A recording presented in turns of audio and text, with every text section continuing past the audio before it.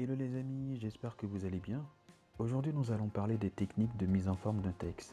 Par exemple des caractères en gras, des caractères qui sont aussi marqués, soulignés et même des caractères en italique.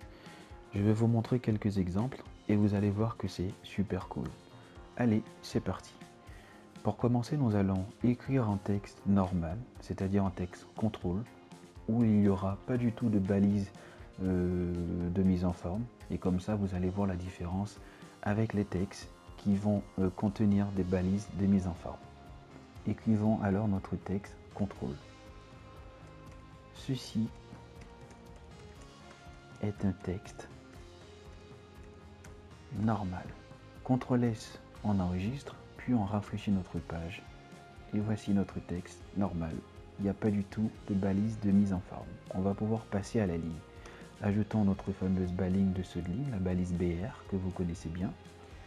Ensuite, on va mettre un texte ou un mot en gras. Écrivons notre texte. Ceci est un texte en gras. Nous allons entourer le mot qu'on veut mettre en gras avec les balises B. B, la balise d'ouverture, puis la balise de fermeture, B. CTRL S, on rafraîchit notre page. Notre texte, notre mot est bien en gras. Ensuite, passons à la ligne. Toujours ajouter la balise BR. Maintenant, nous allons mettre un texte en italique. Écrivons notre texte. Ceci est un texte en italique. Nous allons entourer le mot qu'on veut mettre en italique avec les balises I, la balise d'ouverture, puis la balise de fermeture, I. CTRL S, puis nous allons rafraîchir notre page. Notre mot est bien en italique. Toujours notre fameuse balise BR pour pouvoir passer tranquillement à la ligne. Ensuite, nous allons mettre un texte en indice. Ceci est un texte en indice. Nous allons entourer le mot indice avec les balises sobre, SUB, la balise d'ouverture, puis la balise de fermeture. CTRL S et on rafraîchit notre page. Notre texte, notre mot est bien en indice. La balise BR, la balise de saut de ligne. On peut passer à la ligne maintenant. Nous allons mettre cette fois un texte en exposant. Ceci est un texte en exposant. Nous allons entourer le mot exposant avec les balises SUP pour SUP, la balise d'ouverture, puis la balise de fermeture. CTRL S, puis nous allons rafraîchir notre page. Et le mot exposant est bien en exposant. Super. Notre balise BR pour passer tranquillement à la ligne.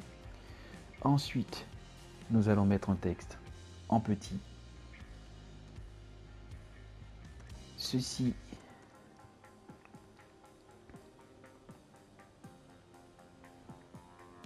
est un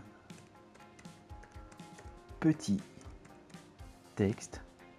Nous allons entourer le mot petit avec les balises small, la balise d'ouverture, puis la balise de fermeture.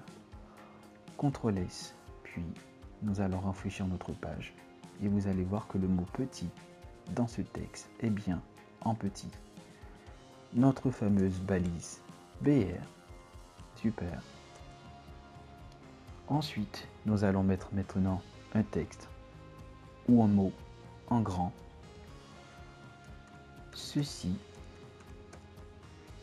est un grand texte. Nous allons entourer le mot grand par les balises big, facile, la balise d'ouverture, puis la balise de fermeture. CTRL S. Et le texte, le mot grand est bien en grand. Notre balise BR. Ensuite, nous allons mettre un texte inséré. Pour cela, nous allons écrire ceci est un texte inséré. Nous allons entourer le mot inséré par les balises ins, ins, la balise d'ouverture, puis la balise de fermeture, CTRL S. Et le mot inséré est bien inséré.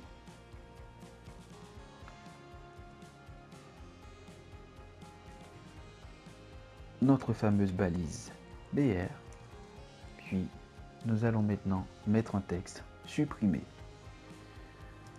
Ceci est un texte supprimé. Nous allons entourer encore une fois le mot supprimé par les balises DEL, DEL, la balise d'ouverture, puis la balise de fermeture, CTRL S. Et le mot supprimé est bien supprimé. Notre balise BR, pour passer à la ligne, nous allons maintenant écrire un texte marqué. Écrivons ceci est un texte marqué. Nous allons entourer encore une fois le mot marqué par les balises marque, la balise d'ouverture, MARK, puis la balise de fermeture, CTRL S. Et voilà, le texte a été marqué. Super. Une fois que vous avez fini de placer toutes ces balises, vous allez voir maintenant l'importance d'une balise de fermeture. On va prendre n'importe quelle balise de fermeture dans cet exemple. On va prendre la balise de fermeture DEL.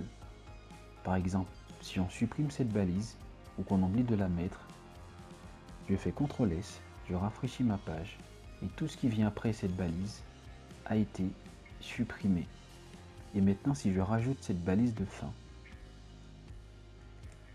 et je fais CTRL S pour enregistrer ce que je viens de mettre, je rafraîchis ma page et vous allez voir que tout ce qui vient après n'a pas été supprimé. D'où l'importance de mettre cette balise de fermeture ou n'importe quelle balise de fermeture. J'espère les amis que cette vidéo vous sera utile. Sur ce, je vous dis à bientôt.